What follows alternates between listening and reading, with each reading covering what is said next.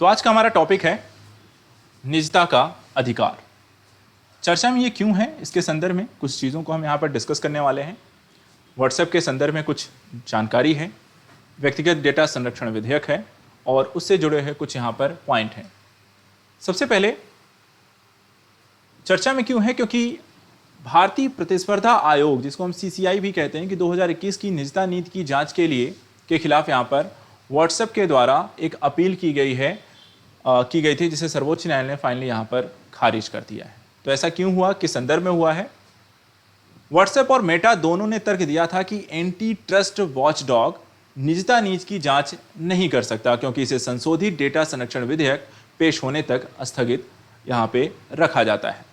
तो यहाँ पर हमारी जो पॉलिसी है, निजता का जो अधिकार है, उसके डेटा संरक्षण की जो बात की गई है, डेटा संरक्षण में जो भारतीयों का जो डेटा है, वो भारतीयों अर्थात स्थानीयकरण की एक बात हुई थी, डेटा के स्थानीयकरण को लेकर।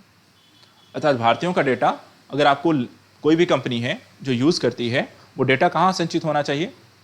भारत में, ना कि भारत के बाहर आप भारत का डेटा लेकर जाएंगे। तो यहाँ पर उसकी जांच प्रक्रिया के संदर्भ में जब बातें हुई, तो यहाँ पर व्हाट्सएप और मेटा, जिसको हम कहते हैं फेसबुक, तो उन्होंने यहाँ पर ऐसी कुछ तर्क दिए कि आप नहीं कर सकते जांच इस तरह की चीज़ों को लेकर के। अब यहाँ पे देखिए, CCI कहता है 2002 के प्रतिस्पर्धा अधिनियम के प्रावधानों के किसी भी उल्लंघन पर विचार करने के लिए एक स्वतंत्र प्राधिकरण है। कौन? CCI। किस संदर्भ में? जो प्रतिस्पर्धा अधिनियम है, कोई भी कंपनी जो कि मार्केट में है, आप कंपीट करते हैं और कंपटीशन के नियमों का उल्लंघन करते हैं, अर्थात किसी दूसरी कंपनी को किसी दूसरे तरीके से डायरेक्ट मार्केट में नहीं, बाय थ्रू किसी रोड से उसको आप मार्केट से बाहर करने की कोशिश कर रहे हैं, तो ऐसे में आप प्रतिस्पर्धा उल्लंघन कर रहे हैं। और ऐसी अगर कोई भी जानकारी यहां पर मिलती है तो उसकी जांच कौन करेगा? प्रतिस्पर्धा आयोग के द्वारा की जाती है। तो यहां पर देखा जाए तो व्हाट्सएप की गोपनीयता नीति क्या है, इससे चीजें समझें। व्हाट्सएप सब यूज करते हो आप लोग, है ना? तो यहां पर देखते हैं, व्हाट्सएप एक स्वचालित रूप से जानकारी एकत्र करता है और उसे फेसबुक के साथ साझा करता है। आप फेसबुक यूज करते हैं? नहीं करते हैं, लेकिन व्हाट्सएप पे जो जानकारी गई वो कहां गई? इसका मतलब फेसबुक पे गई। उसमें मोबाइल नंबर, उपयोगकर्ता की गतिविधि, व्हाट्सएप अकाउंट एवं अन्य बुनियादी जो जानकारी होती है। फेसबुक के साथ वाणिज्यिक उपयोगकर्ता डेटा साइन करने के लिए व्हाट्सएप की गोपनीयता नीति यह स्थापित करती है कि यह स्वयं एक मध्यस्थ होने के बजाय डेटा का मालिक है।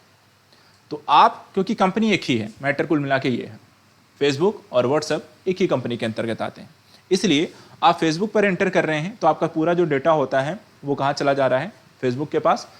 फेसबुक पे गए व्हाट्सएप के पास, व्हाट्सएप से फेसबुक के पास, फेसबुक उनकी एक मेन जो कंपनी है वो मेटा है, तो वहाँ पे सारी जानकारी उनके पास आपकी चली जाती है।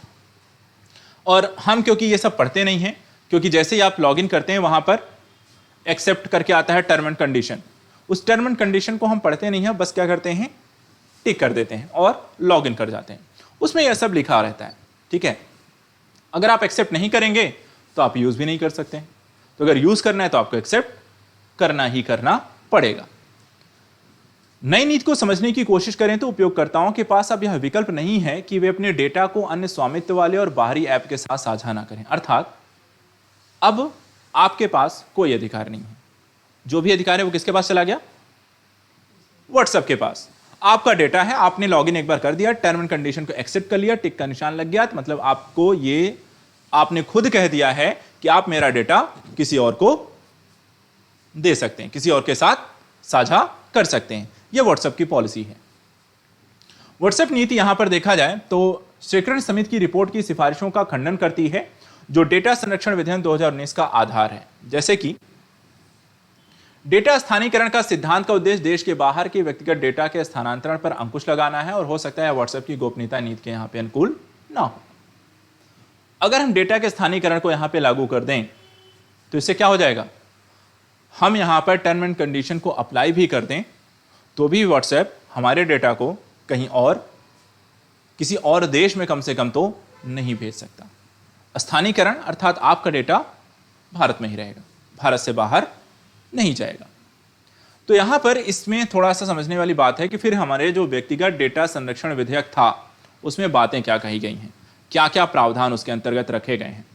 सबसे पहली बात यहां पर देखा जाए तो इसने कहा है कि व्यक्तिगत डेटा संरक्षण विधेयक 2019 को इलेक्ट्रॉनिक्स और सूचना प्रौद्योगिकी मंत्री के द्वारा यहां पर 2019 में लोकसभा में पेश किया गया था, जिसमें गोपनीयता विधेयक के रूप में हम आमतौर पर इसे जानते हैं।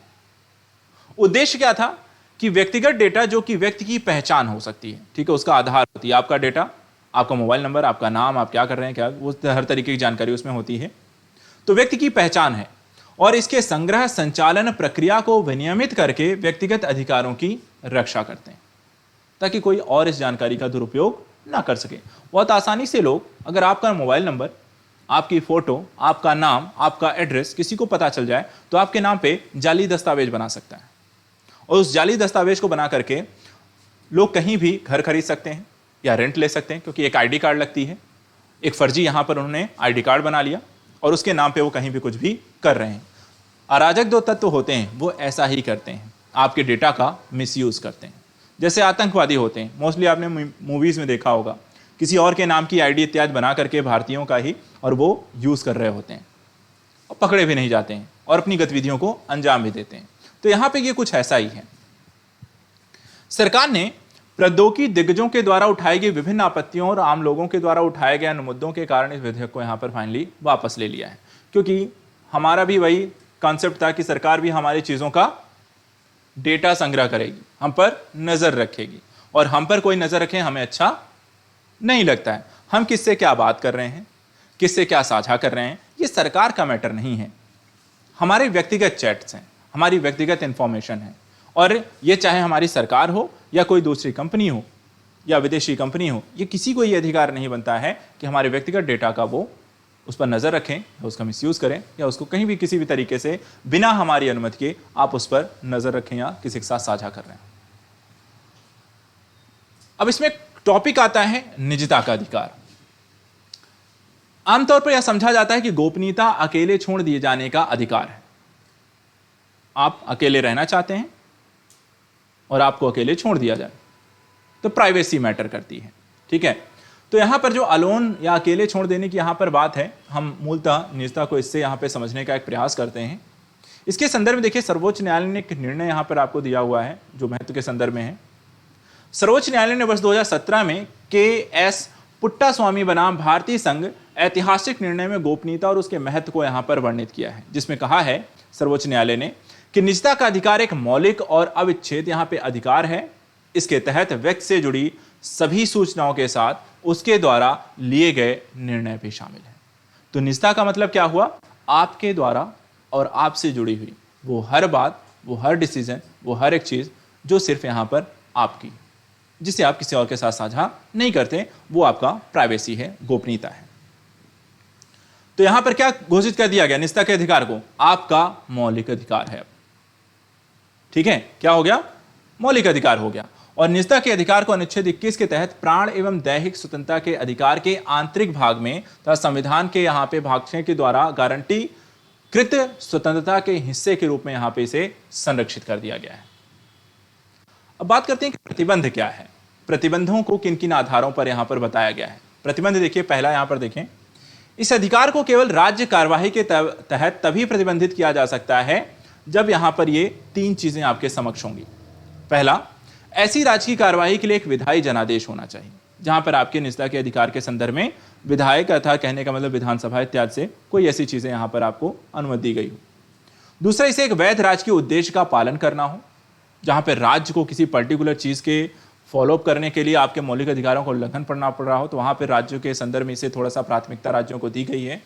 और तीसरा, ऐसी राज्य की कार्यवाही जो प्रकृति और सीमा में समानुपाती होनी चाहिए, अर्थात एक लोकतांत्रिक समाज के लिए आवश्यक होनी चाहिए, ताकि किसी लक्ष्य को प्राप्त करने हेतु उपलब्ध विकल्पों में सबसे कम अंतर्वेदी होनी चाहिए, अर्थात सबसे कम नुकसान देने वाली, समाज कल्याण के भलाई के संदर्भ में लिया जा रहा हो। तब ऐसी स्थिति में यहां पर राज्य को यह अधिकार होगा कि निजता के संदर्भ में आपके डेटा इत्यादि को वो यूज कर सकती है। अन्यथा की स्थिति में आपका जो व्यक्तिगत डेटा है उसको सरकार भी यूज नहीं कर सकती।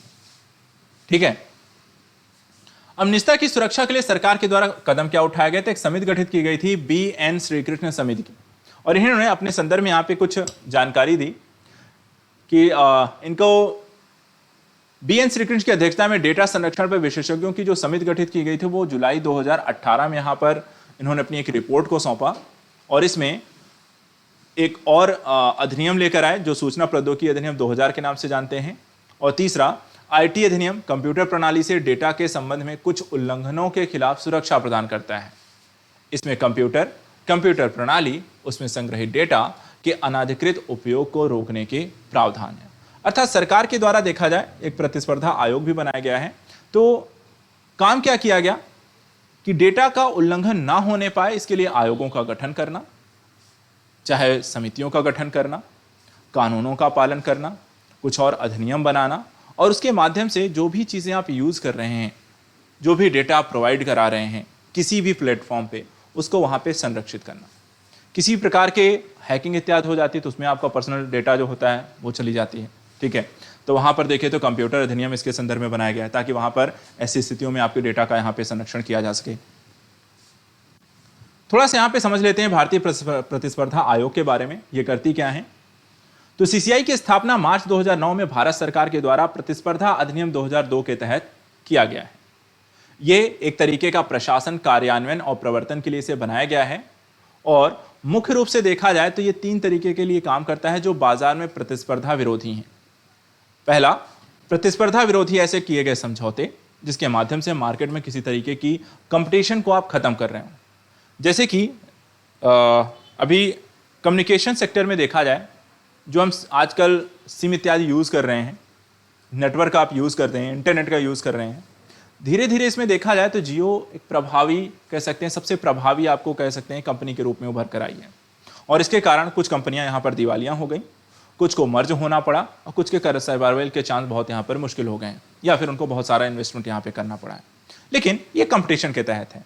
लेकिन यही अगर ऐसा कुछ करे जिससे सारी की सारी इनकी मोनोपोली हो जाए, अर्थात और कोई नेटवर्क हमारे पास विकल्प में बचे ही ना, एयरटेल, वोडा, आइडिया सब खत्म हो जाए, बीएसएनएल सब, सिर्फ का सिर्फ बचे आपका रिलायंस जियो। तो यहां पर ऐसी स्थिति नहीं आने देता है, ठीक है। तो मुख्य रूप से बाजार में प्रतिस्पर्धा विरोधी प्रथाओं के लिए कोई भी समझौता अगर आप ऐसा करते हैं, अपने प्रभुत्व का दुरुपयोग करते हैं, या ऐसा कोई संयोजन करते हैं जिसके माध्यम से यहाँ पर बाजार को नुकसान हो। जैसे संयोजन के संदर्भ में मान लीजिए 2 बड़ी कंपनियों में आपस में मिलकर के यहाँ पे एक संयोग स्थापित कर लिया कि बाकी हम सबको मार्केट से बाहर कर सकते हैं, ठीक है। दिखाने के संदर्भ में कि आपका क्या हो रहा है कि आप एक दूसरे के साथ अपने कंपनियों का यहाँ पर एक दूसरे के साथ सम्मेलन कर रहे हैं, ठीक है, एक कंपनी के रूप में इसे परिणत कर रहे हैं। लेकिन अगर उसके पीछे का मोटिव ये है कि आप इसलिए यहां पर एक दूसरे के साथ आ रहे हैं ताकि मार्केट में अन्य जो प्रतिस्पर्धी हैं उनको पूरी तरीके से खत्म किया जा सके, तो ऐसी स्थिति में जो भारतीय प्रतिस्पर्धा आयोग है वो ऐसे यहां पर किसी भी आपको कह सकते हैं कि सम्मेलन को यहां पर रोक सकता है, संयोजन को रोक सकता है और इसे यहां पर गैर कानूनी भी घोषित कर सकता है। तो इस तरीके से यहां पर निजता का जो अधिकार है उसके संदर्भ में जागरूक रहें। चीज़ों को यूज़ तो करते ही हैं डेटा का संदर्भ में, तो वो एक स्थिति हुई थी जिसे भारतीय सुप्रीम कोर्ट ने यहाँ पे मना कर दिया है कि ऐसा कुछ नहीं है, आपको डेटा का स्थानीयकरण करना पड़ेगा और भारतीयों का डेटा आप यहाँ पर रखेंगे, ठीक है। और यहाँ पर भारतीय प्रतिस्पर्धा आयोग कोई भी डेटा की यहाँ पर आपको जांच भी कर सकता है। ऐसा कुछ नहीं कि आप उन्हें मना कर देंगे, या ऐसी कोई पॉलिसी नहीं कि आपका कोई कानून पहले से बना है और भारत सरकार ने कोई कानून बाद में बनाया है तो वहाँ पर वो उसकी जाँच नहीं कर सकती है। तो इसलिए डेटा व्हाट्सएप हो या मेटा जैसी कंपनियाँ हों, उनको भारतीय कानूनों का पालन करना पड़ेगा निजता के अधिकार के संदर्भ में, ठीक है। तो आज के लिए इतना ही, मिलते हैं फिर आपको नेक्स्ट टॉपिक में।